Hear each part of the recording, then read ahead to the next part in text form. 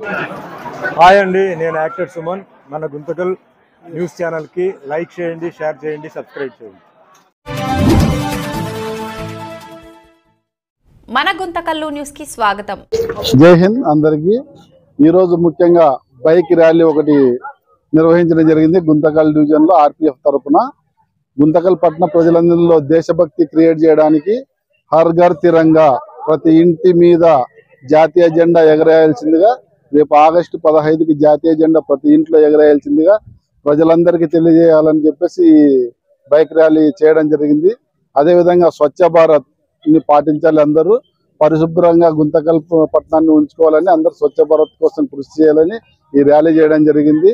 79వ స్వతంత్ర దినోత్సవం సందర్భంగా ఈ ర్యాలీ చేయడం జరిగింది.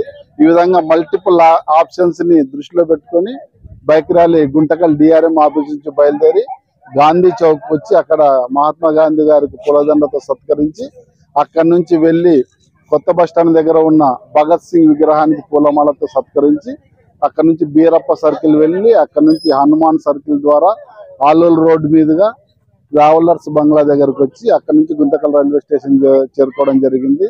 ఈ కార్యక్రమంలో డిఆర్ఎం గారు మరియు అందరు బ్రాంచ్ ఆఫీసర్స్, మా డిఎస్సి గారు, ఆర్పిఎఫ్ దళ సభ్యులందరూ, పర్సనల్ బ్రాంచ్ నుంచి అన్ని బ్రాంచ్ నుంచి రైల్వే ఎంప్లాయీస్ పాల్గొనడం జరిగింది. ఈ బైక్ ర్యాలీని దిగ్విజయంగా పూర్తి చేయడం జరిగింది.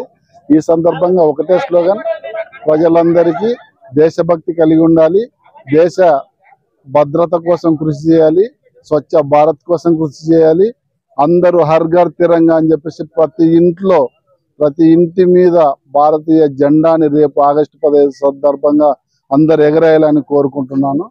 జై హింద్.